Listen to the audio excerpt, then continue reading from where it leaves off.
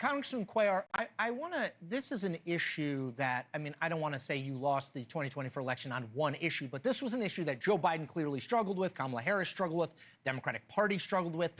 When you look at these numbers that I just went through, you know, Trump's numbers on immigration and deportations dropping in polling, does that signal opportunity for you and Democrats or not? Well, look, first of all, since 2014, immigration, I'm talking about border security, has been one of my primary signature issues that I've been running. So I've been running on this since 2014, maybe a little bit before that. President Trump did a good job in focusing on border security and on deportation, criminals, people that have risk to the nation. And of course, anybody has a final deportation order. So all that is popular. But as my good friend Carlos said, the moment you start going and say, we're going to go ahead and deport people who have been around for many years, have no criminal records, they're working, bought into the economy, construction, business, you know, whatever business, farmers, ranchers. And I've had both Democrat and Republican business people say, hey, this is too much. So he's taken a very popular issue to going the other way because he's going too extreme, like Carlos said, on the deportation issue. If he would have a very strong popular signature issue to run on. I want to mention something because to both of your points, I want to get you to react to this. So I didn't mention this, that there's polling by Gallup. I was fascinated by this. I sort of took a note to ask you guys about it.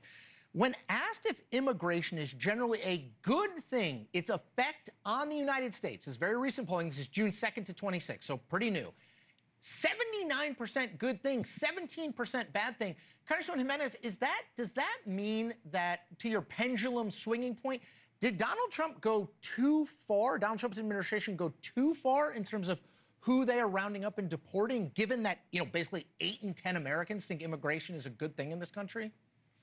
Well, like I said, so you know we had to get rid of and start getting rid of the bad apples that came in, and so 95% of the American public supports those, and I believe that this polling may be right in that look, it may have gone too far, and so you know the reason that I give for that is that, yes, you had this extreme that you now had to take care of. And sometimes when you release that string or you release that pendulum, it goes all the way. Eventually, that pendulum has to come back to the middle.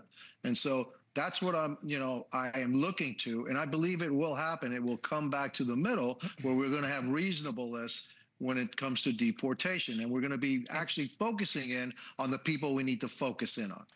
Congressman Cuellar, last one to you, which is I am old enough, the hairline shows it, I am old enough to remember the last time Republicans and some Democrats attempted comprehensive immigration reform and almost ended John McCain's campaign for president.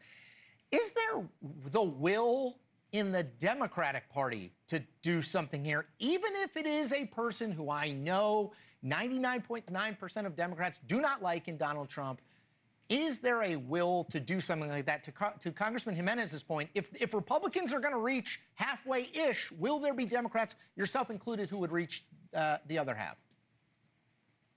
I work with Carlos anytime. I work with President Trump anytime on immigration. Because, look, you know, I was here when I was just starting off. I was a freshman when President Bush said, we're going to secure the border. We're going to put 650 miles of fencing, and then we're going to go ahead and do immigration reform.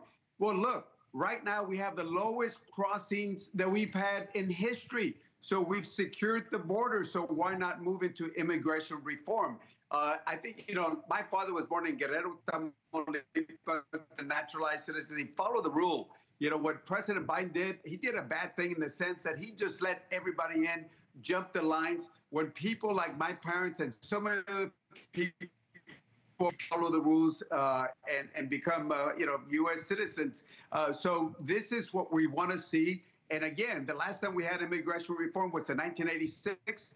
A Republican named Reagan and a Democratic Congress. It's got to be bipartisan.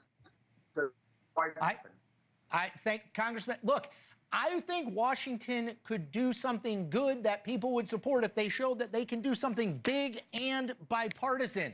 Thank you for watching. Subscribe below and download our NewsNation app right now on your phone, and you will get fact-based, unbiased news for all Americans.